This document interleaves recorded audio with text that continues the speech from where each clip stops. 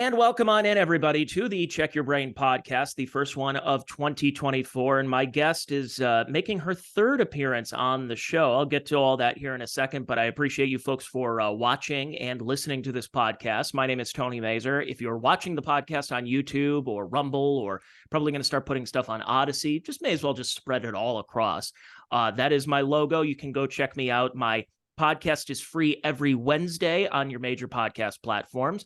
But I also have a Patreon. If you want to patronize me, go to patreon.com/Tony Mazur. I do about 3, 4, maybe 5 podcasts a week for just as little as $3 a month. And I talk about all of this. So I hope you enjoy that. And you get early access to guests and whatever else I've got going on heading into as we are here in the new year.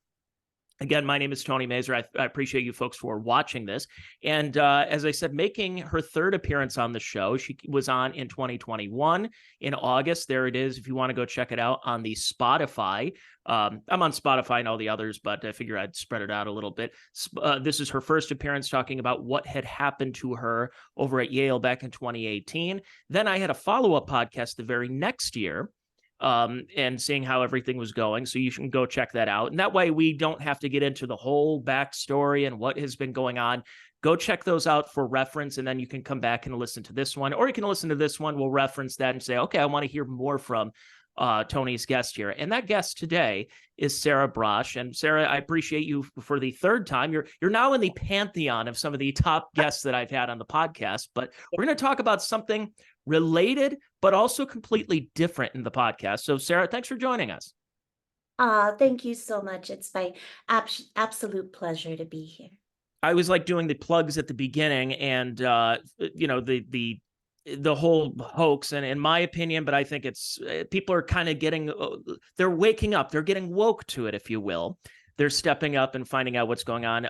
If you want to help Sarah, if you know about her story, go check out her GoFundMe. And it's what they've done to you is it's insane. It's criminal, in my opinion.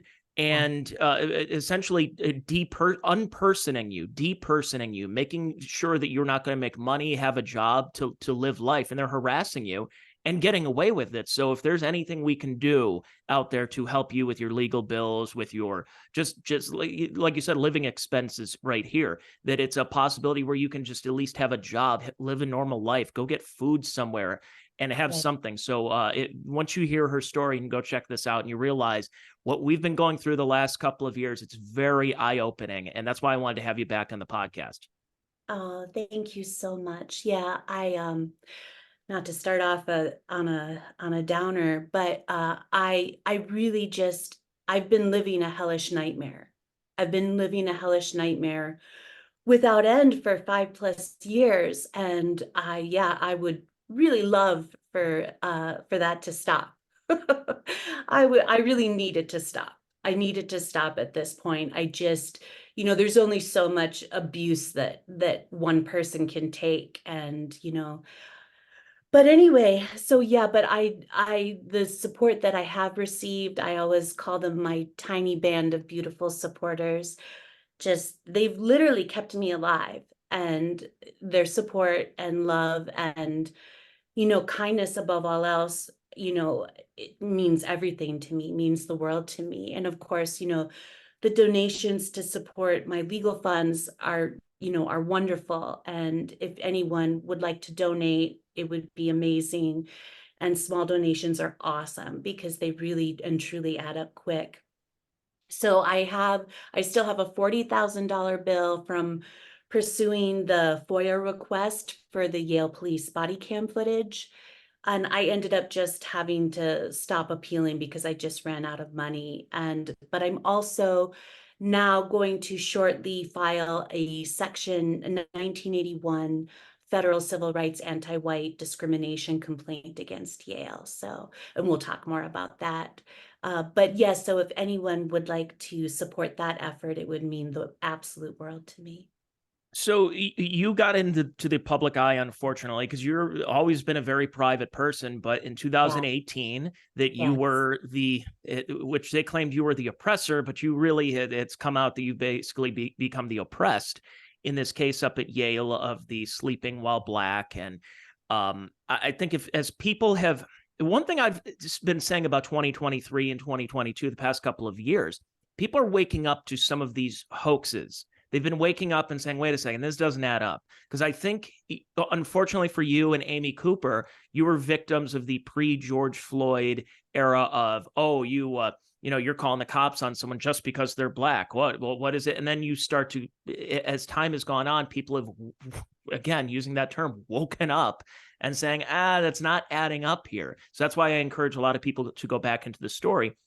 But one of the things I wanted to have you on the podcast to talk about, because you talk on your Twitter account about DEI. We've heard these acronyms the last couple of years: CRT, DEI, ESG. There's a bunch of others too that I think we need to also start figuring out as time goes on. But DEI has been a big one that we've seen blow up at the Ivy League colleges in 2023. You see this with what's been happening with their response or lack of response from the major presidents of Ivy League universities, including Harvard with Claudine Gay, who, as of this recording, is still the president of Harvard and really has not taken any responsibility, no matter how much plagiarism. But we'll get to all of that.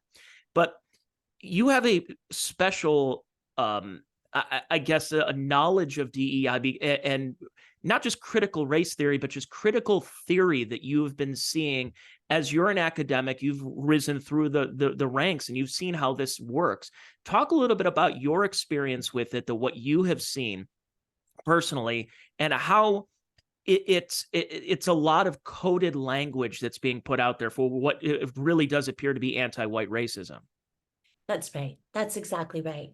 So that's right. So I was one of the early victims of a living while Black race hoax, especially on a campus. There have been race hoaxes for forever, basically, but this latest incarnation was really inspired by the Me Too movement. So you have the living while Black movement coming on the heels of the Me Too movement.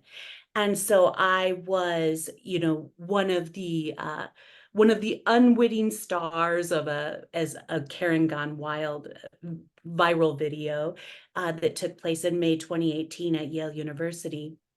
And of course, it was a complete living while Black race hoax, and we've already talked about that.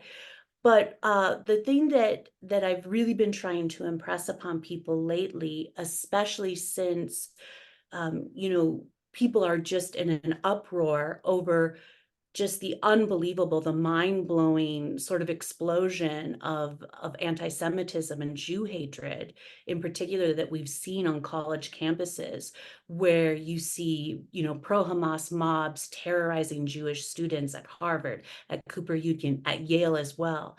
And so and I've always said this, but the living while Black race hoaxes, especially the ones on college campus, were being perpetrated by what I call the woke DEI, diversity, equity, and inclusion, and CRT, critical race theory industry. And a lot of people that are watching are probably familiar with Chris Rufo, and that has been, a motivating force for his activism, over many years now, fighting against this woke DEI and CRT industry. And so when I say woke, I'm referring to, or woke or wokeness, I'm referring to woke intersectional feminism, which is truly the foundation of DEI, of CRT, of ESG. And so woke intersectional feminism, and I always tell people that I use intersectionality as a concept in my work. I work on the philosophical foundations of law. But what the problem with woke intersectional feminism is that it's truly the sort of bastardization and weaponization of intersectionality. And so what it's basically saying is, just like you mentioned, is that it's establishing this oppressor and oppressed, moral framework. And it's not just a moral framework. It's the way I define it is that, woke intersectional feminism, which is really the foundation and almost synonymous with both DEI and CRT and also ESG, is really an ideology that has as its foundation, as a founding premise, the concept that if you are a member of what has been defined as an oppressed group, then you have a higher moral and or epistemic and or legal, and this is really the goal, is for them to, basically make white people second-class citizens in the US. And so you have a higher moral, epistemic, and or legal status than someone who has been deemed to be a member of an oppressor group. And that's really the foundation of all of these, all of these acronyms that everyone has been hearing, DEI, CRT, ESG, but it's all about, has as its foundation woke intersectional feminism. And this is the ideology with the, the based on, the concept that, that being a member of a quote unquote oppressed group gives you a higher moral, epistemic, or legal status than someone who has been defined as being a member of an oppressor group. And that's really important for everybody to understand. So what happened is that, and I refer to like the past 5+ years, especially since what happened to me, the witch hunt at Yale in 2018, which of course is ongoing, is the great racism scare. I refer to all of it as the BLM, or living while Black race hoax. And truly, they were pretending that nobody white women Karens, right? First we were Becky's. We were actually Becky's at the time that, the living or napping while Black hate crime hoax at Yale happened. And now we're referred to, of course, as Karens. So I lost my train of thought for a second, but anyway, this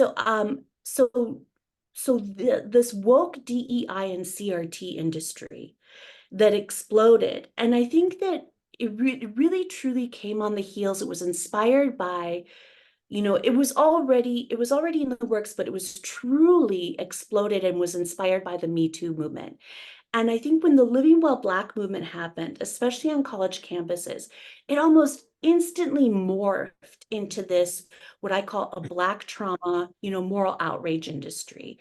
And you had, woke cancel culture, and you had trial by Twitter, and you had all of the Karen Gone Wild videos, viral videos on Twitter, on social media, on Facebook, exploded because everyone just sort of realized instantaneously that they could get their 15 minutes of Twitter fame and they could, it became an industry. It's literally an industry. And I call the woke DEI and CRT industry, in the aggregate, I call it the Black trauma moral outrage industry, it's a multi-billion-dollar industry.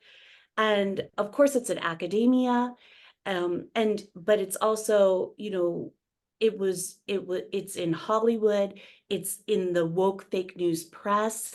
It's a multi-billion-dollar industry. And they were, this is what I was going to say, this is where I was going. And they were literally pretending, it is absolutely a hoax. They were pretending that these nobody white women Karens, like me, like Amy Cooper, whom I love and adore, and we're supporting one another, and I consider her my sister. And now I understand what happened to her in Central Park as a full-fledged race hoax. Like, not even just the fact that it was, a non-event that was blown up into a global hysteria by the woke fake news press. I also consider that to be sort of a type of race hoax, but that it was actually I believe now, based on everything that I know at this point, that it was actually a pre-planned hoax. I think that Christian Cooper, along with his sister Melody Cooper, planned ahead of time to perpetrate a living while Black race hoax against a white woman in Central Park. He And, had and, a and by the history. way, for folks who don't know about the story, because we talked about it last time, about a little over a year ago, is that she was the Karen, quote unquote, who called the cops on a bird watcher. And isn't the update that he has his own bird show? It's like a wildlife show. I'm like, really? So he parlayed what has really been deemed a hoax, and I think people have again woken up to it, and he's become like an online superstar of bird watching. And boy, like when you said multi-billion-dollar industry, there's other prongs, and that's how people are getting jobs based solely on what it seems like it was an affirmative action thing. That's right.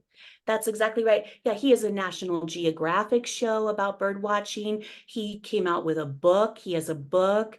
And I truly believe at this point that they pre-planned to perpetrate a living while Black race hoax against a white woman in Central Park. And that they did this to further their sort of flailing and failing entertainment careers. And I believe that Melody Cooper, his sister, who's the one who actually, disseminated the original video online, that she did it so that she could use it as fodder for a Law and Order SVU telescript, which is exactly what she ended up doing. And I believe this, I'm not just like sort of, pulling this out of thin air. Like I believe this based on, in particular, their social media histories. And I've taken screenshots of everything that has led me to this conclusion.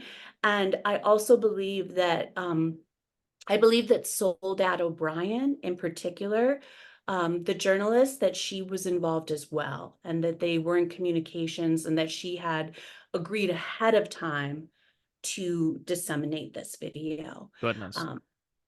Yeah, I see her on all the time. And actually, because I shared the screen earlier, but I wanted to get the mainstream media's, the corporate press's version of what DEI is. Now, we can define that as what we've been going through and what we will on this podcast, but at risk of sounding like an echo chamber, here's what the media wants to call DEI, according to ABC News. Diversity refers to representation of people from a variety of backgrounds, particularly referring to people of different races, genders, sexual orientations, disabilities, religions, and more, at all levels in an organization, including the leadership level. So we kind of know what diversity is. I think the key terms to DEI it's not the D, it's the E especially, and I think it's mostly the E, but the I is another one as well. E, the equity, focuses on fairness and justice, particularly referring to compensation, whether people are being paid or treated fairly, DEI experts told ABC News. And inclusion is about whether people feel like they belong and whether they feel feared or feel heard or valued in an organization.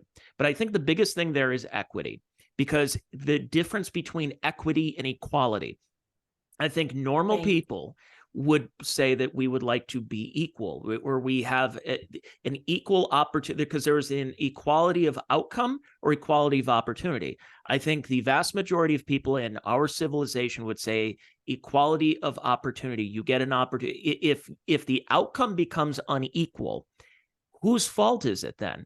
Well, that's the problem, is that what we found out over time tested, you can talk bell curve, whatever. Some people are better at some things than other people. You infer without what you will, because you can, whether it's race, gender, sexuality, whatever it could be, that there is that equality of opportunity or equality of outcome.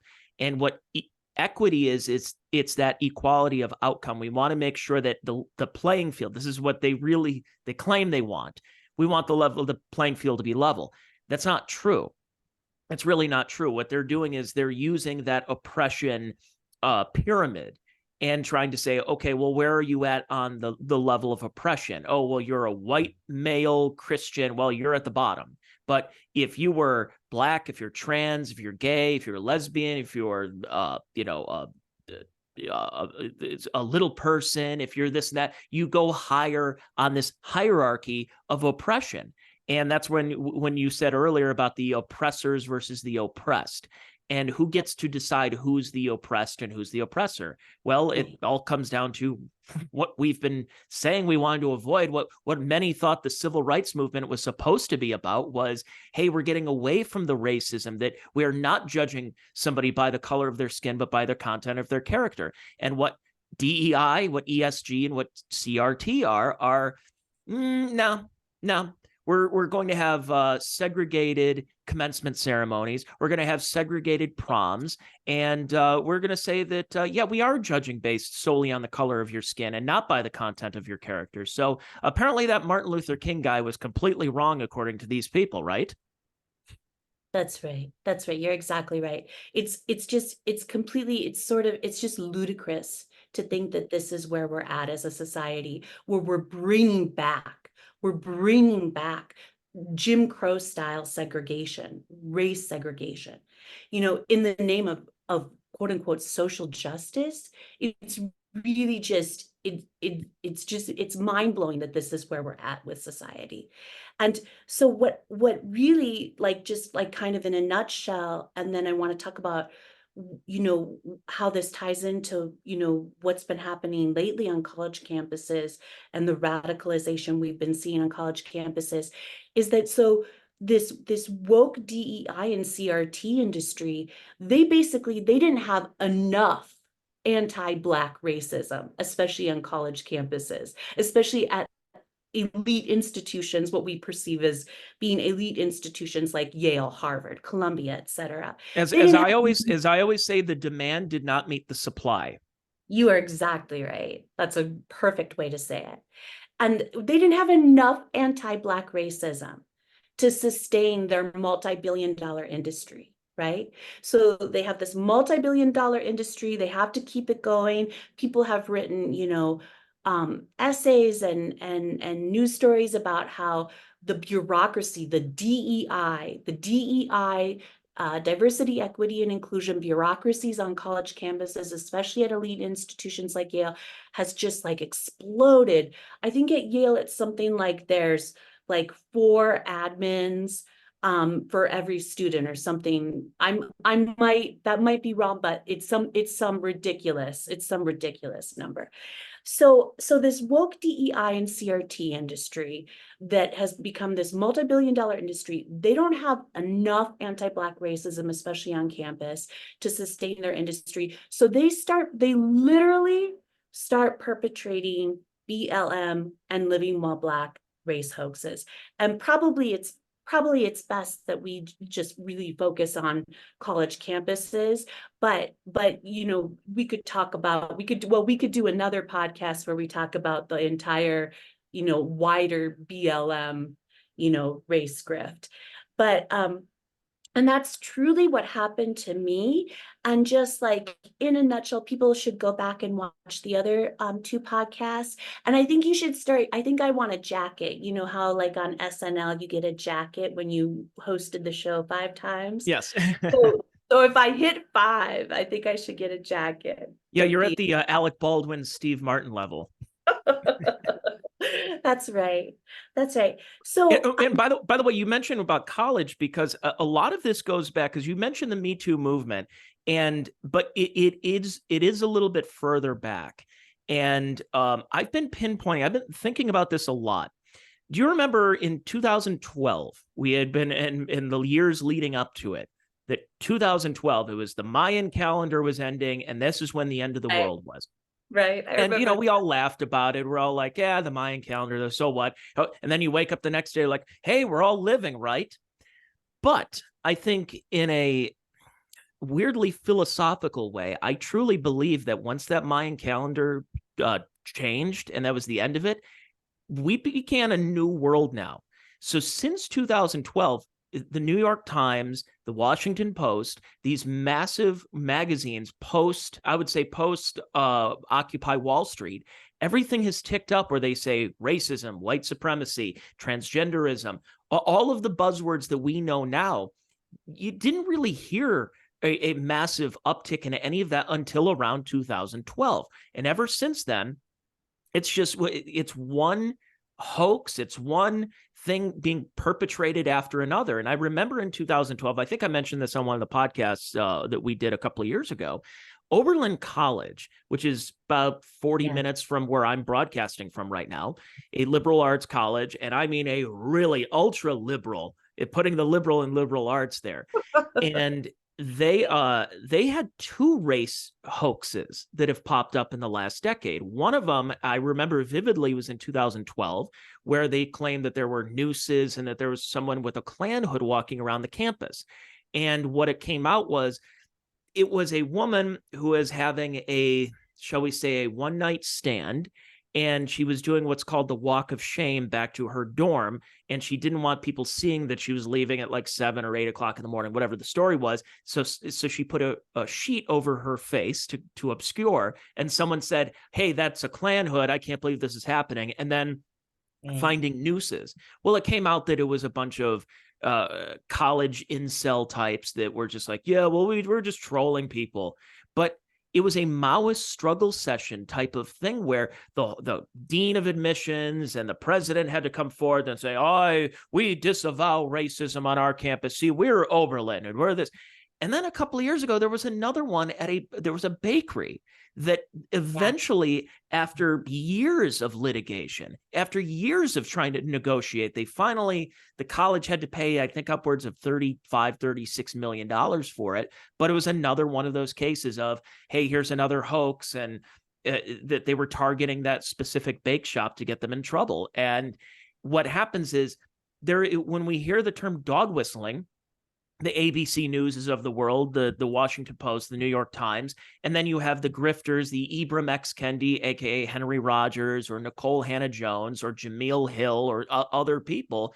They dog whistle these things to their audiences, and they started. People who aren't even from Oberlin or from Lorain County, Ohio, are attacking Oberlin College and threatening bomb threats and everything. And this is very serious. Even though people are kind of noticing things going on a little bit now, the initial story always gets way more retweets, more traction than the retraction. Right, that's right. And that was, I believe, if I'm remembering correctly, that the family's name was Gibson. Yes, the Gibson Bakery, yep. Bakery, and what Oberlin did to that poor family. And you might think, well, they got, tens of millions of dollars. But, but from what I understand that happened, I mean, going through years and years of litigation is torture. It's no one wants to have to do that. It's devastating. And from what I understand, that I believe it was the patriarch of the family, that he actually passed away, and that they thought that that the stress of dealing with this horrific ordeal that Oberlin perpetrated against this poor family, just like basically hastened his death.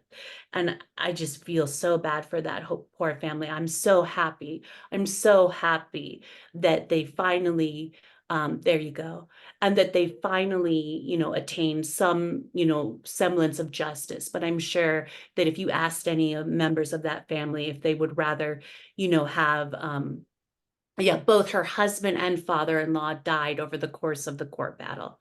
Right. Because having to go through litigation like that, it's horrible. It's so stressful.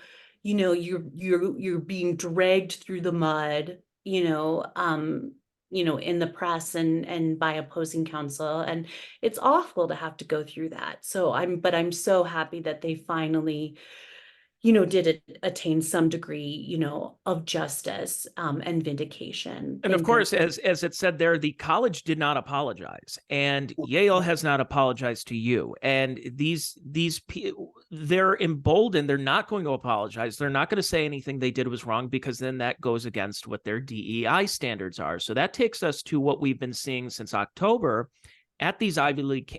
It's all over the place right now. Now, it's an interesting topic, this, and I think I tweeted at you a couple of weeks ago about this, because it's not a typical and I'm not using it as a racial term, but it's not a black and white issue here. This is not one of those. There is a little bit of nuance if you know what you're talking about, if you have a little bit of history into this conflict, where using the term from the river to the sea, Palestine shall be free. I can understand why some dumb pot smoking 18-year-old college student would just think, well, okay, maybe Palestine deserves the right to live or whatever. But others will say, no, you're calling for open genocide of Israel and saying from the river to the sea, meaning we will clear out and murder Israelis from their land. But then others will say, but that's not their land. And if you go by the pre-1947 maps and blah, blah, blah, you just go through this whole, this is why there's nuance to the debate, which we could have a debate about it. I understand that. Right. But these campuses that are allowing this is what's very fascinating about Harvard. It's very fascinating about MIT and very fascinating about UPenn, is their base of students are very pro-Palestine because of what you mentioned earlier about intersectionality. You see a Jewish person in Israel and you see a Palestinian person in that region, in Jordan or wherever, and they look at it just like we do here in America. Oh, it's skin color. So I see a darker skinned Palestinian and somebody who looks like every other white person in America. So therefore, I've in 2 seconds concluded that the Israelites are the oppressors and Palestinians are the oppressed. And they look at that, and it's that, again, it's the hierarchy that they go through. And that's why they're going out and funding in supporting this. However, the donors at these universities are very Jewish. I mean, they're Jewish. They're very prominent Democrats, but they're not happy with their own people because this is now a Democrat issue that is really drawing a huge wedge into what's going on. So the Democrat donors of Harvard are saying, I've supported this university for decades. I'm a proud member and everything. And you're letting this going on campus with absolutely no repercussions happening. What is going on? So it's so fascinating because we've seen the BLM marches at the college campuses, and it's just like the college, they wink and nod and they allow it to go on and everything. But this is something we haven't really seen in the modern society. And talk about your thoughts and everything with this. I know this is a very loaded question, and it's not really much of an answer. It's more of like a pontification here, but talk a little bit about what you've seen here and how it's way different from the past racialized protests that we've seen, especially in the last decade. Right, exactly. Excellent. And I have long said, have said throughout this, the course of what we've been witnessing since the Hamas terror attacks in Israel on October 7th, especially on college campuses, that we must maintain our principles. We must maintain our principles, our commitment to free speech. And just like you said, I do not think, and obviously, after what I went through, I was doxxed. I was swatted. I've been swatted more times than I can count. I have a very close and intimate relationship with the Las Vegas Police Department at this point. I mean, they don't even bother me anymore because they know that it's false. But we have to maintain our principles. And I have always maintained that I think if we're talking about nobody's students, just like you said, who are simply chanting, even if it's river to the sea, if they're simply chanting pro-Hamas slogans, and that's all they're doing, they're on a college campus, they're chanting pro-Hamas slogans, even if it's river to the sea, even if we all, sort of, agree, concur that this is, a very, very strong suggestion, for, an advocacy for genocide. Even if we all agree that, if they're doing nothing but chanting pro-Hamas slogans on a college campus, I am adamantly opposed, to doxing and destroying these nobody students. I'm opposed to woke cancel culture. And I think we have to maintain our integrity. We have to maintain our consistency. We have to maintain our principles. And I'm deeply and profoundly committed to free speech. And we have to maintain that. But what we are actually seeing now, there is a line that has been drawn by the Supreme Court in terms of when free speech is, the line when you cross over and it becomes illegal.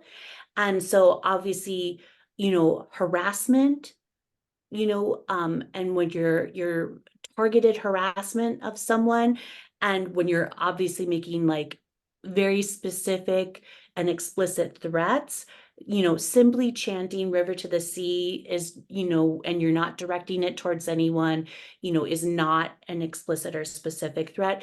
So yeah, I really appreciate that you made that point from the get-go. And I always make that point too. We have to, and even though people will probably be aware of like the Irish rioting that happened. Well, we can get into that. But anyway, I always tell people, I say that the Irish riots that happened actually give me some measure of hope that we're going to be able to thwart what I see as this like incipient sort of woke dark age that I'm really scared about, that I'm really scared that we're entering, is a woke dark age of lawlessness, that we're seeing across the US, Jew hatred and anti-white and anti-Asian terror. But even though I say that, like the Irish riots give me some measure of hope, and Javier Milei's election in Argentina gives me some measure of hope, and also Geert Wilders' win in the Netherlands. But still, I tell people, the first thing I say to people is do not riot. So get back to what we were talking about, but I just really appreciate that you made that point. We have to maintain our principles. We have to maintain principles. It's fascinating what you said about because you are a free speech absolutist, and like you said, you may disagree with what happens and what they're saying, but you fight for the right to say it. It is an interesting distinction because about maybe a month or so before October 7th, there were stadiums of upwards of maybe 120,000 people in South Africa chanting, "Kill the Boer, kill the white, shoot to kill, kill the Boer." And the New York Times has to say,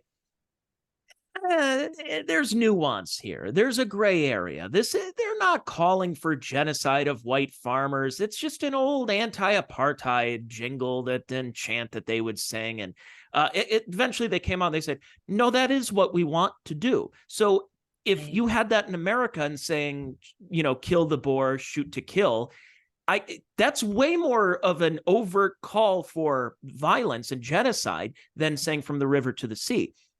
We can have these discussions, but again, the whole thing is, and I always hate playing this game of well, can you imagine if the tables or the races were reversed here and what would happen?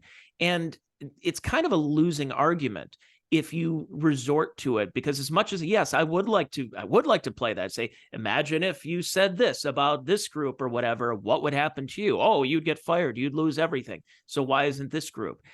It gets into a whataboutism, and you go virtually nowhere because it's almost, you have to accept the fact that this is what's going on, and it's being propped up, and it's being propped up by the mainstream media. It's being propped up, as we've seen now, in all the way to the White House, that there's a lot of winking and nodding going on right now with especially the DEI industry.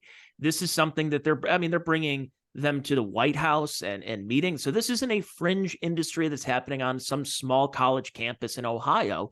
This is all across the board, and it's being allowed. And I think what was fascinating about the Elise Stefanik interviewing and really grilling these presidents of these Ivy League schools was that it proved that DEI was absolutely in place. That Claudine Gay, who's essentially plagiarized her entire career, and I didn't realize that, is Roxane Gay her sister or her cousin? And cousin. It's amazing. So Claudine Gay plagiarized her whole life. I think it was I remember Johnny Carson had a thing about Joe Biden where Joe Biden was caught plagiarizing in 1988 and said that, I knew, Johnny Carson did a joke saying that I knew that there was plagiarism when he said 77 years ago. So it was funny how Claudine Gay has plagiarized the acknowledgments in her books. The acknowledgments, not just the acknowledgement. That was mind-blowing when I found out, when I saw that she plagiarized the acknowledgement.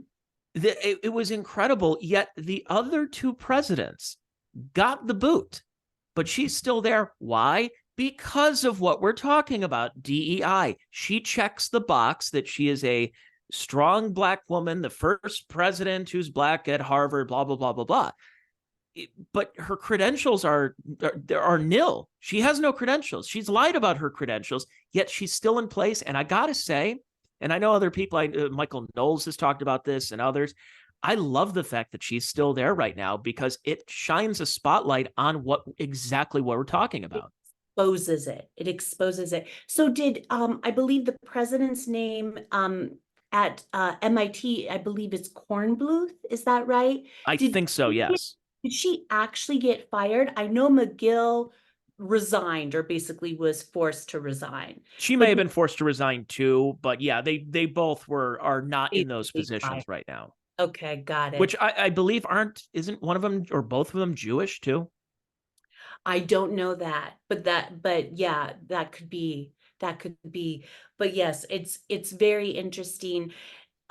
You're absolutely right about, and we've seen, and I'm so grateful to like a Bill Ackman who has been basically really spearheading the campaign to get Harvard president Claudine Gay fired. I'm so grateful to him because I'm just like, I'm this tiny nobody account, and obviously that's one of the reasons why I was targeted.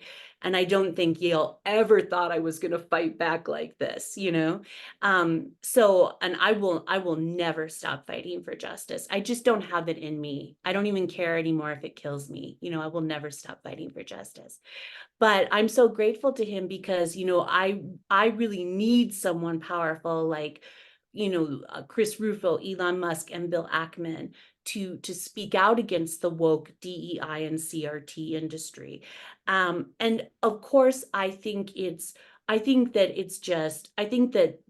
the ostensible plagiarism on the part of Harvard president Claudine Gay is just preposterous. And then that alone is reason enough that, to fire her. And it should be mortifying to her that she isn't going ahead and taking it upon herself of her own volition to step down after what has been exposed, that alone. But really, and I also say too, like, yes, we need to fire these presidents. And like you said, maybe it's better, we need to fire Yale president Peter Salovey too, and we need to fire Harvard president Claudine Gay. Like you said, maybe it's even better if she stays because this has just it has exposed the entire racist monstrosity that is the woke DEI and CRT industry. And so Harvard president Claudine Gay, what I say truly is that, they have this woke DEI and CRT industry, especially in academia. They've been perpetrating these BLM living while Black race hoaxes, and we must end the entire industry. They are the reason why, and they've never been shy about their anti-Semitism. They've never been shy about their Jew hatred, and they are the reason why Jews are actually being terrorized, like being assaulted and being terrorized on campus, like definitely crossing that line. And like you said, we could debate about where that line is, but Jews are actually being terrorized on campus, including at Harvard. And so because of their ideology, like we talked about, they made racial terror against quote unquote oppressors socially acceptable again, okay again. And and they started with, the poor white students like me, targeting the poor white students like me, which is an egregious violation of the Federal Civil Rights Act. And I'm going to be filing my Section 1981 complaint against Yale shortly. So, what's particularly interesting about Harvard president Claudine Gay and the way that she has benefited from this industry, and why it's so important that she be fired, in my opinion. It was interesting that you mentioned her cousin, Roxane Gay. Roxane Gay was a major perpetrator of the witch hunt at Yale, of the living or napping while Black hate crime hoax at Yale. So they both come from, and this is something that I've talked about before. I don't know if people are familiar. He's like a big Twitter or now X personality. His name is Tariq Nasheed. And Oof, actually, yeah. do you know who I'm talking about? And he's Yeah, actually someone. my favorite thing about Tariq, because I've been blocked by Sean King, who, let's be honest, is a white guy pretending to be black. But I made it my mission that I'm like, I do not want to be blocked by Tariq Nasheed because his tweets are so ridiculous that I need to see them. I don't want to be banned from seeing them. I want to Yeah. get an opportunity. Yeah, he is one of those, which I think he made his bones because he wrote a book saying like how to be a pimp. And then that, for whatever reason, gave him credentials to talk about everything race. I've been trying to figure out for years, like how he became famous. If he was just famous on the internet because he's famous on the internet, like those Krasenstein brothers, Yes. So I had no idea. But so he was someone who actually perpetrated the hate crime hoax at Yale, helped to perpetrate the hate crime hoax at Yale, and like railed against me. I was a secret Nazi. But what's funny is that like he actually, like, he abhors Kamala Harris. He abhors Uju Anya, who is that Carnegie Mellon professor, who I believe Nigerian immigrant who became famous because she was wishing a horrific, painful death and afterlife on Queen Elizabeth after she died. And so because and he is someone who would, I don't know, I need to look and see if he's commented on Harvard President Claudine Gay, because Harvard President Claudine Gay is exactly the kind of person that Tariq Nasheed would abhor, because he sees them as being these super hyper privileged Africans or immigrants, who basically usurp the struggle of what like a Tariq Nasheed refers to as ADOS, American Descendants of Slaves, and Foundational Black Americans. So he hates Kamala Harris because he sees her as being, from this very, privileged, hyper-privileged immigrant family who like, wears the, cloaks themselves in the mantle of the struggle of American Descendants of Slaves, of ADOS, Foundational Black Americans.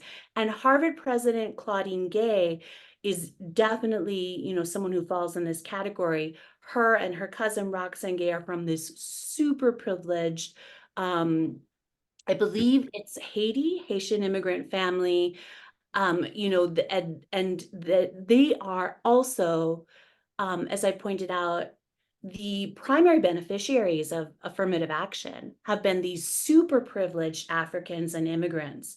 And also they have been the main perpetrators of the BLM and Living While Black race hoaxes on campus, including the Living or Napping While Black hate crime hoax at Yale, which is really interesting to me. And the reason why, it's important to point this out is because like truly the woke DEI and CRT industry, and in particular the one professor, Yale sociology professor Elijah Anderson, he has been a huge, contributor to what I call the body of fraudulent carrying on wild pseudo scholarship, which is part of the woke DEI and CRT industry in academia.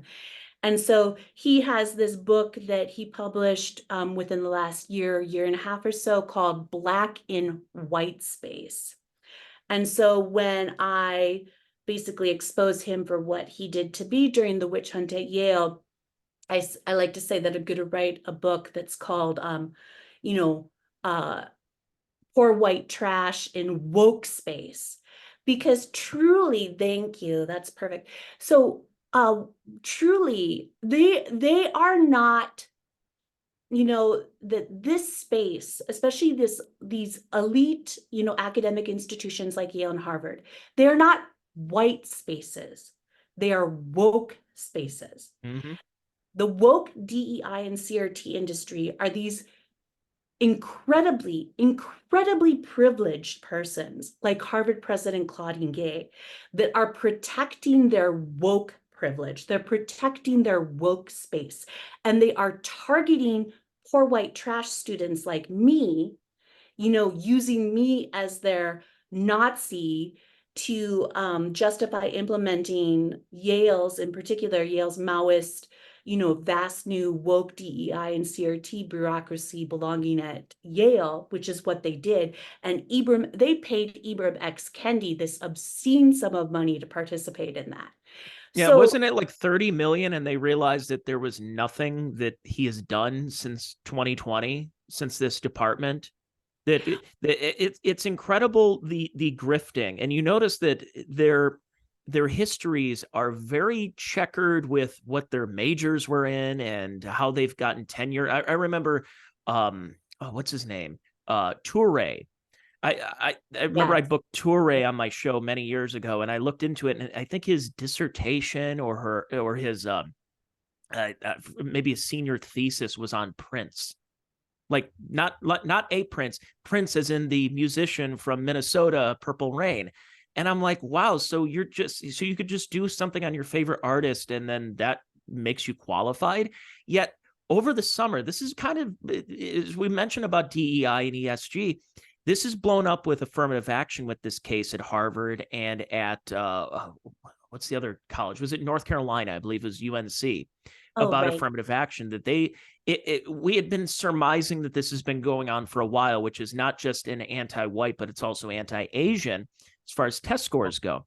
And that Yes. they were, if you had, for example, because I think most of us in the United States and Western civilization believe in merit. You believe in a meritocracy, in that the best people will get, that have the highest grades, should get this. And if you have the lowest grades, you don't deserve to be in there. Well, they started looking at bell curve. They looked at IQ. They looked at test scores, and they said, oh, too many Asians. There's too many of the Japanese. You know what I'm talking about. So Right. they had to rig the test scores and keep out more qualified white and Asian students and import more Black and Latino students that may not have achieved that, but it just looks good. It looks like a Benetton ad. It's a coloring book. See, look what we have. Well, the problem is when you do that, when you don't base your system on merit, it starts to water down the product and it doesn't look as good. Now look what we have.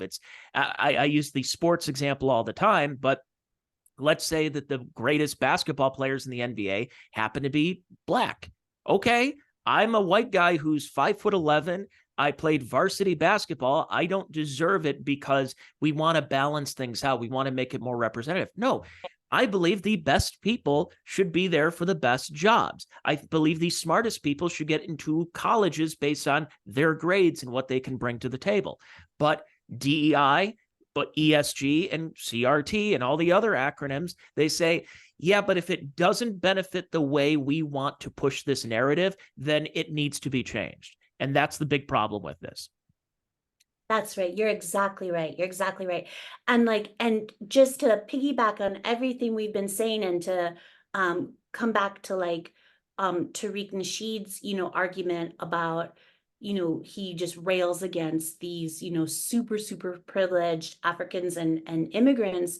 And he says, and I'm actually sympathetic to this argument, that, uh that they are, and he says this too, that they have been the primary beneficiaries of affirmative action. And then that's why, so it's not that, the, you know, the inner city Black kid is benefiting, the inner city Black kid here in the US who's the actual, descendants of American descendants of slaves, that's not the person that's benefiting from the affirmative action. The person that's has been benefiting from affirmative action is someone like Harvard President Claudine Gay, who comes from this extreme background of wealth, of hyper privilege, and just has this completely scant, like she should be embarrassed to be the Harvard president. She should be embarrassed to be the Harvard president based on her scant publication record alone. Like not even touching upon the plagiarism, the scant publication alone. And then on top of that, she plagiarized in half of those 11 papers, I guess, or something. I'm pretty sure the number is 11. Like it should be embarrassing to her to be Harvard's president. It At, should be, but they're not embarrassed, and they're making a lot of undeserved money. Like we mentioned about, look, I just saw this one over the weekend since we're recording this right around New Year's. Is what was it? They're honoring Ray Rice, who in 2014 was found knocking his then fiance, now wife, unconscious and dragging her out of an elevator. And, I guess enough time had passed that they're going to honor, because, everyone deserves a second chance. He made a mistake and he's coming back. But Jameel Hill says it's not good enough because Colin Kaepernick should have been playing for the Baltimore Ravens, and they didn't want him as the backup quarterback or whatever. And it's just this whole industry of apps. Nothing is ever good enough. Nothing is ever good enough. And you're talking about some of, once again, like you said, the most privileged people on the planet who can openly chant racist things, which is what's been happening. That Ibram X. Kendi, that can, Ibram X. Kendi, I believe, has come out and said that somebody asked him about the definition racism, and he says racism is when a racist participates in a racist system of racism. And I'm just like, what? Right. you didn't define anything. That's just what it is. It is a big grift. Now, like right. Your background, you've had background in civil rights. You want to look out for the people who society has really come down upon, the downtrodden, the people that have fallen through the cracks. This is why you're not a far right-wing person. If anything, you're a classical liberal by the true definition of the word. Right. So that's why all of this that's going on, you have personal stake in it, but you're not doing so out of well, maybe a little bit out of malice because of what's happened to you, but you've never really come out and said that, like, I'm doing this because I'm this, I'm just going to lean into who I am. And you're somebody that you do look out for people who have been attacked unfairly, the people like Amy Cooper, like yourself, and others who are the victims, the Gibson Bakery. These are the people that, and yeah, sure, maybe they'll get a couple of bucks, maybe, everything, but the damage has been done. And I think what we need to do as a people, as me, as a podcaster, and others in the media like Chris Rufo, have been putting this out there to say this isn't just, okay, well, maybe this was a race hoax and they'll give you a couple of bucks to shut up and go away. This has to stop now. This has to stop before it goes anywhere, because you know how these online anon mobs are going to go after people and dox you, put your phone number and your credit card information. And then that gets to the social media companies outside of Twitter, which I want to ask you about Elon, because I think what he's done is incredible. Yeah. But these social media companies that were unpersoning people the last couple of years, because you either question election results, you question the COVID regime, you question whatever it could be.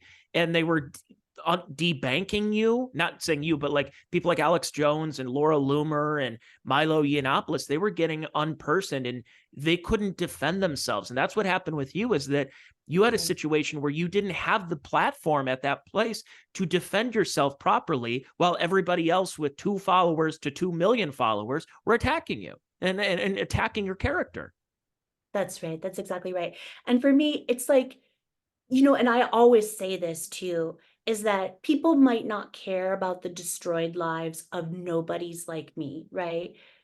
People might not care about the suicides, and the suicides have been stacking up, and there was, Richard Bilkstow, Mike Adams, David Bucci, Chadwick Seagraves, and I could go on and on. And I believe that there's a number of the January 6th defendants who have killed themselves also. Yes. And yeah. And we could go on and on, but this is about, like I mentioned before, I really feel fear that we are entering an incipient woke dark age. And this is about protecting our democratic institutions from the woke DEI and CRT industry. And to bring it back to Harvard President Claudine Gay, she has, and this has been much discussed, and including by Carol Swain, who's an esteemed scholar, very conservative scholar, who was one of the persons from whom Harvard President Claudine Gay had plagiarized. But Harvard President Claudine Gay has also, on top of everything, has also spent her time in academia as part of the woke DEI and CRT industry, again, protecting that woke privilege in that woke space. And she has actually been attacking very esteemed Black scholars at Harvard, including Roland Fryer and Ronald Sullivan, and did grave damage to their academic careers. And that's, and these are very, esteemed, scholars of profound merit. And I also say that that's one of the reasons why, Yale came after me. They saw me as this poor white trash interloper, and also I was ousted as a heretic and an apostate because I was this hardcore civil libertarian. I think that we had already discussed this, but I actually had stood up for the religious expression rights of an evangelical Black man at Yale in my first year in the PhD program. And that's why the Yale administration had been targeting me for expulsion for years. So when the Napping While Black hate crime hoax happened in the spring of 2018, Yale just got super excited because they already despised me. I was a social pariah at Yale, and for having stood up for my, for civil liberties and for my principles. And but also I really am from, someone who pulled herself up from her bootstraps. I really am from, the lowest socioeconomic, status tier, and pulled myself up from my straps and got into Yale based solely on merit. And so I'm the exact opposite. I'm like this I'm this, aberration, this anomaly, and I'm like a stick in the eye to the woke DEI CRT industry. So of course they were like, we have to get rid of her, just like they attacked, Roland Fryer and Ronald Sullivan. Them having Black skin didn't even protect them, because Roland Fryer had published, papers that were basically just completely contrary to the narrative that the woke DEI and CRT industry wanted to push. And then just to why I'm talking about all of this is because it's just like you said, this is about so much more. Like, someone might not care that, me, some nobody, has been living in a hellish nightmare, for 5+ years that I barely survived. Someone might not care about the suicides, but we have to end the woke DEI and CRT industry because they are destroying our world. And they're not just they're destroying academia. I tend to think that they've destroyed academia. I'm not sure how I'm not sure how it comes back at this point. No, I don't think so either. And I guess as we're in the new year now, as this is recorded, it's going to be a crazy year in 2024, but I've been saying this on a couple of podcasts, and I don't mean this hyperbolically. I don't mean this facetiously. I truly believe Elon Musk buying Twitter is the biggest and greatest thing to happen to free speech in centuries. And I mean that. I truly mean that, because the days of the yellow journalism, the muckraking, it's kind of gone. The media industry is a PR firm for all of these companies, and for BlackRock and State Street and Vanguard and everything, and Klaus Schwab, World Economic Forum, CDC, all these government programs. We've been hearing about all this for a couple of years. But we wouldn't have been able to hear it because usually if you posted it on Twitter and you had some kind of prominence, you were getting booted. You don't say that kind of stuff. How dare you attack critical race theory? That means you're a racist because you're saying that. Well, Elon bought it. And we can have conversations again right now. We can have discussions. And not only that, it takes somebody like him posting about DEI that people are like, wait a second here. I didn't know about this. What is this? And then they start to look and say, well, boy, this doesn't look very good. And I've always said that it doesn't take people on the very far left or very far right to move a needle as far as ideology goes. It's the classical liberals. When people are talking about something, whether it was about COVID and vaccines to anything else, Joe Rogan is not a far right-wing person. He may not be far left. He may have voted left, but he has a podcast. He's prominent. He's kind of like a in the middle type of guy. Elon Musk, not a far right guy.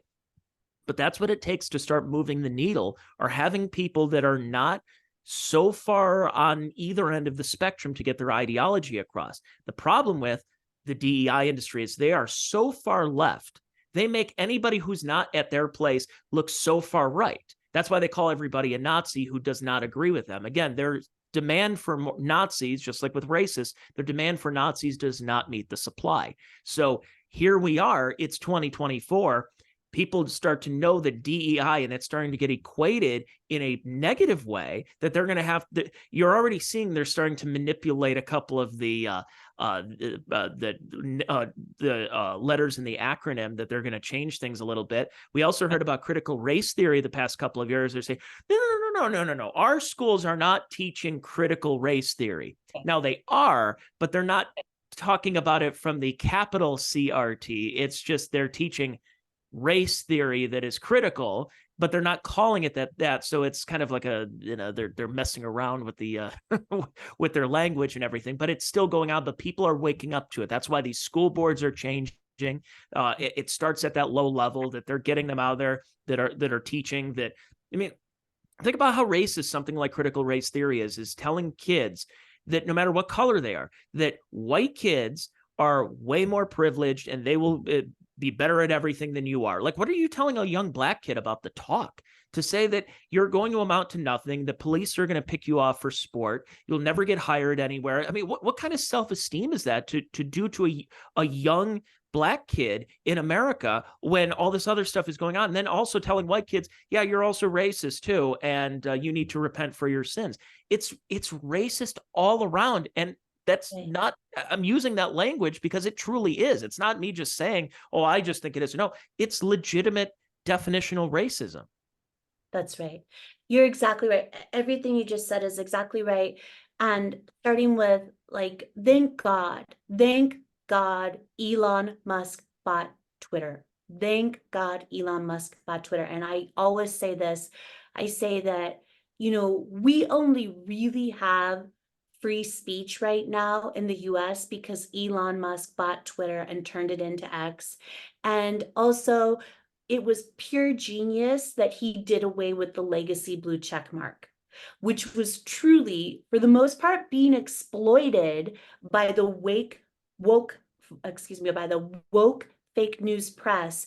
They were using it as a Jack Dorsey issued, license to terrorize. It was a status symbol. It was a stat. Like, I don't associate with you non-blue checkmark people. You peons, I don't even talk to you people anymore. And they were using it for clout. It was a classism thing.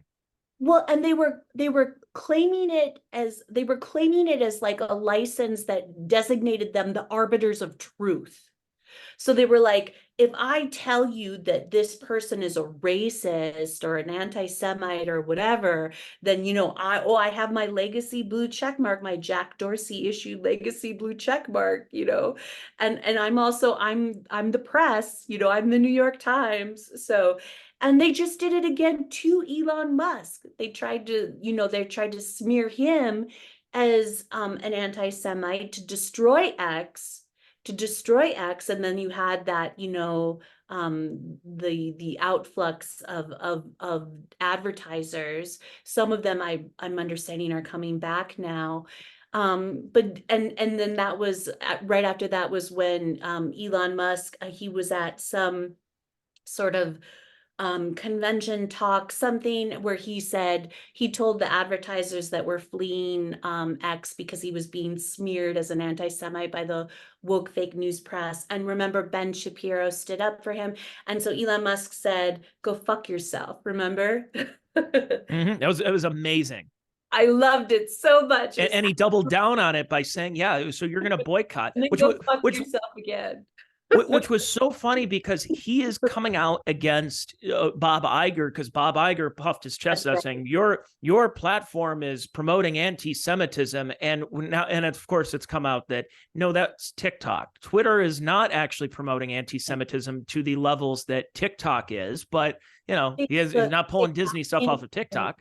Yep, that's right. That's exactly right. They are just and that is such a beautiful point. Thank you for making that point. The only reason they are all going after Elon Musk, and Elon Musk has a target on his back a mile wide when TikTok doesn't, Facebook doesn't, Instagram doesn't, is because Elon Musk has committed to free speech on X. And I'm not saying it doesn't have problems still. It does. I still sometimes, I'm struggle and my tweets are suppressed because of course my tweets are under constant attack because I'm not big enough to be able to really withstand the attacks, and my haters know that. And the fact that I tell the truth about the woke DEI and CRT industry is they're so threatened by that. No one wants the truth to come out. So there's still problems, but they are attacking Elon Musk because he is making X a true, free speech platform. Yeah, absolutely. It's amazing because I think I've been on Twitter. I just passed the 15-year mark, and Twitter at the beginning was it was kind of fun. It was as I always said, it was like a cigar lounge. Everyone's just hanging out, and yeah, we'll disagree on politics, we'll disagree on this, and this, but you know what? At the end of the day, hey, if you're in town, let's go grab a drink or let's do this. And then after around the 2012 election is when things started really ramping up as far as the censorship. And when you look at these regimes, all the way to DEI and everything that's being. Oh. It looks like you might have frozen.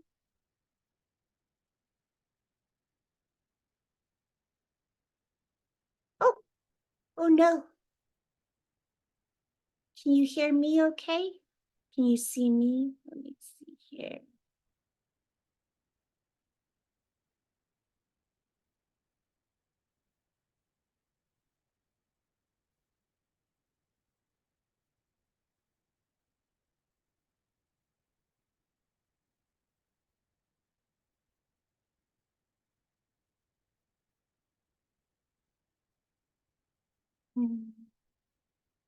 Oh.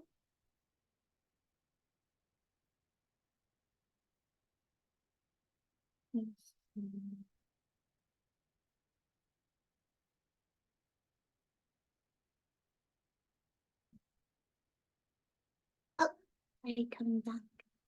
I'm back. Sorry about that. Yeah, my internet kicked out for whatever reason. But yeah, no, it's amazing. What's that? Oh, I said, oh, I'm so sad that we had a blip, but you can probably hopefully just take that out. Yeah, I think it should be fine, but but yeah, I mean, that's the whole thing with Twitter and coming back, that I know they call it X, but it'd still be Twitter to me. My big hope right now is that people continue being aware of situations like yours, like Amy Cooper's. The Jussie Smollett thing was huge too. And the Covington Catholic hoax. I always bring that up, but it's going on 5 years now that's going on. It's been over 5. It's almost 7 now for you, or 6, I should say. And people are waking up to it. I'm very happy to see that. It's going to take a lot of censorship is what I'm concerned about. That I don't think they're going to scare people with a lot of COVID stuff this year, no matter how many people claim that, oh, well, vaccine, I don't think it's going to happen. But I think tech censorship, you want to talk about viruses, it might be more tech oriented in 2024. A lot of Right. banning off of Meta and Amazon and anything like that. So I guess that's a concern. But right now, going into this new year, I feel happy that we have something going for us, that people are understanding what's been happening to a lot of people like yourself. Yes, absolutely, absolutely. I just yes, and I think that I'm very curious to see what's going to happen in 2024. I'm trying to remain hopeful. It's been interesting to watch, how the the White House and how Biden and the Democrats in general have been, responding to, the tide really turning and people really waking up, like you said, to the evils of the woke DEI and CRT industry. So, I mean, of course, Biden and the Democrats and Obama, including both Barack and Michelle, were huge perpetrators of the BLM and Living While Black race hoax. And there was just a brand new, Netflix documentary with Oprah Winfrey and Michelle Obama, where they're congratulating one another, for being so amazing. And they were both major, huge, main even perpetrators of the BLM Living While Black race hoax. And truly, that's why, like I mentioned, Jews are being terrorized on campus, and we're entering this woke dark age of lawlessness. And the gross, irony of the BLM Living While Black race hoax is that truly everyone who perpetrated that hoax bears some measure of responsibility for every police killing of a Black person in the past couple years, like Tyree Nichols and Amir Locke, because they made people terrified to call the police for help, and they made the police terrified to do their jobs. And they also created the conditions of lawlessness that led to Jordan Neely's death on the New York subway with Daniel Penny, because and because like people are terrified to call the police are terrified to do their jobs. The DAs don't even prosecute, when there is law breaking. We see lawlessness spreading across the US. Police departments across the US can't even hire new officers. They can't even Flu, hire new flu. officers. They're leaving office. The officers that they have are all leaving. They've significantly lowered hiring standards. And we are like, and now you see we have these pro-Hamas mobs that are rampant across the US in our major cities. And it's just like I feel I'm trying to maintain, like, going into 2024, how should we feel? What should we do? I'm trying to be calm. I'm trying to stay calm. I'm trying to stay strong. I'm trying to stay brave. I'm trying to just keep exposing the evils of this entire, woke DEI and CRT industry and the BLM Living While Black race hoax. And I do think we have some reasons, like I mentioned, to be hopeful. And I just encourage everyone so much to walk away from the Democrats. And they are the ones that have, perpetrated this hoax for political power and to smear and defeat Trump. I'm definitely going to be voting for the Republican nominee. And I think the most important thing is to vote Biden and the Democrats out of office above all else. And I mean, we didn't even touch on, the border crisis. And so that's another podcast, but Oh yeah. but Well, I and also one thing we didn't really talk about, but it's all related to, is the all Pride relate. movement.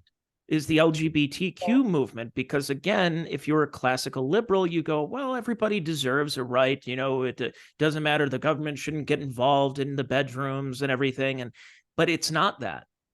And it's what's been putting forth into these schools and what these kids are reading, and or what they may not even be reading it, but it's being pushed upon in these libraries of like oral and anal sex, and I mean, just disgusting, perverted stuff that's happening in classrooms that that is being promoted. And then of course they're claiming, oh, you're trying to ban books. You know who else banned books? And you're like, oh great, back to the Nazi thing. We're doing Godwin's law here.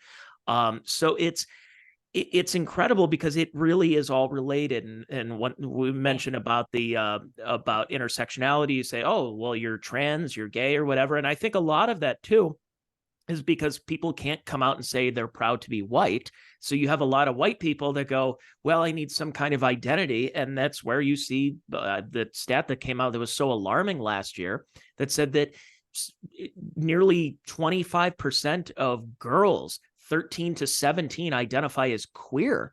And I'm like, I don't even know if they even know what that is. And also, why are we sexualizing teenagers? This is not good. This is not good. But it's all related with the DEI stuff. So it's not even just about race. It's about identity. And it's a big thing for people to watch out for. I'm so happy that you said that, because you're exactly right. And this is why I tell people you're exactly right. Like, people are sort of clamoring for a higher run on the oppression Olympics ladder of the woke DEI and CRT industry. And you're exactly right. Like, they want some claim to oppression so that they have, you know, this higher status on the oppression Olympics ladder. And I understand that. But this is also why I actually, like, now we can see right now there's a rift, just like there's a rift in the Democratic Party, there's always also a rift in the Jewish community, because you have, you have some section of the Jewish community where I actually feel like, I sort of implore them, please do not beg for a higher run on the oppression Olympics ladder of the woke DEI and CRT industry. That is not the answer. And I feel like some colleges and some, DEI bureaucracies in colleges are going this route where they're trying to say, like, oh, don't worry. We want to keep our multi-billion-dollar grift and race hustle going. And so you know what, Jews, come on in. We'll give you a little bit higher run on the oppression Olympics ladder. And I just say, please reject this. And it's funny you mentioned that, because a lot of the donors and a lot of this that they're surprised by it are Jewish people themselves who have been involved and deeply involved in DEI and everything. And then all of a sudden, October 7th happens. They're like, what the heck? What's going on? Why am I getting attacked? I helped you guys. And they're like, well, because you didn't think it was going to get back to you. I don't know. I mean, it's one of those things where, if Jewish people are trying to win in the oppression Olympics in this case, unfortunately, our society is not allowing that to. They may win against Christians, they may win against something like that, but against an industry that many of them did really help propagate, I don't see it's a winning battle there for them. You're exactly right. And it's because, they have never been shy. The woke political left, fake news press, and the DEI and CRT industry, including and maybe especially in academia, has never been shy about their anti-Semitism and their Jew hatred. But they code Jews as white and oppressor, regardless of what, the truth is about, the makeup of Israel or the Jewish community across the diaspora, but I say this all the time. I say, please, we have to end. And I think it was, is it Ben Sasse? Is that how he pronounces his last name? He's the former senator, I believe senator, who's now the president of the University of Florida. Anyway, he had an op-ed in the Atlantic recently, and I just thought it was so beautiful and it was so on point. It was so good. And he made this same point where he said, the problem is the ideology itself. The problem is the oppressor moral framework itself. We have to end it. We have to end the entire woke DEI and CRT industry. And we have to, just like Carol Swain says, and I thought she made this point recently, and I thought it was so beautiful, and this is a point that I have made repeatedly as well, is that, but also, and I do have respect for her, and I sometimes think she makes really good points. Batia Ungar Sargon, who's been particularly, I don't know if you know that name, but she's been particularly outspoken, and she's been, a talking head and has appeared a lot on Fox News recently, talking about, the radicalization on college campuses and the anti-Semitism and all that, the pro-Hamas mobs. And, but I feel like she has been sort of denying the fact that Jews are actually being terrorized, on college campuses. And I have a lot of respect for her, but what I say is, and I think that this is what, this is the point that Carol Swain, who was Harvard President Claudine Gay plagiarized, was one of the esteemed scholars that she plagiarized from was Carol Swain, who is a very esteemed Black scholar, Black woman scholar, very conservative as well. But she made this point so beautifully, is that what we need to do, we need to reject the racism, because they truly are the racists.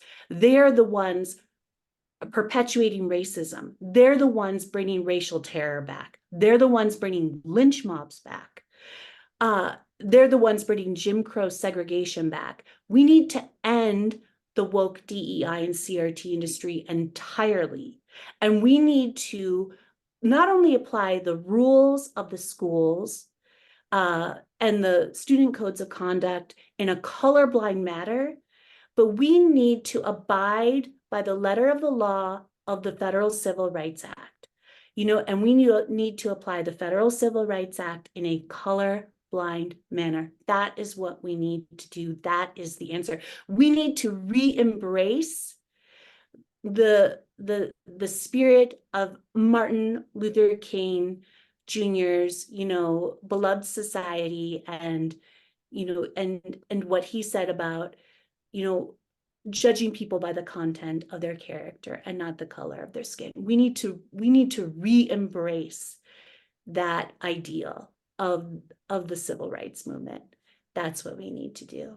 That would be nice. Well, in the meantime, until we do that, you can go and check out Sarah over on Twitter/X. Go follow her over there, and support her in any way that you or I can, and everything. There is the GoFundMe if you're watching on the video today, but I really appreciate you doing this, and please go help her out, support what she's been going through, and I know you will, and I will do it. And what we're doing is really fighting the good fight at this point. Yes, thank you so much for having me. I've really enjoyed this conversation, and I just hope so much that the tide has turned and that we can really turn this around. I hope so too. And Happy New Year to you. I really appreciate you coming back on here and doing this. Oh, it was very an educational. Pleasure. Thank you. And I appreciate you folks for watching and listening to the podcast. If you want more, every Wednesday, this free episode goes out on all the major podcast platforms. If you want more, I also have a Rumble page where I do another podcast with video, which this will also be on Rumble as well. And I have Patreon. So I will do a couple of extra episodes a week at patreon.com/Tony Mazur for just $3 a month. Sounds good to me. And I have bonus content and everything like that. Thanks, everybody, for watching and listening to the podcast. That is the Check Your Brain podcast. And many more episodes for you here in this year. Happy New Year to you fine folks. Bye, everybody. See you next week.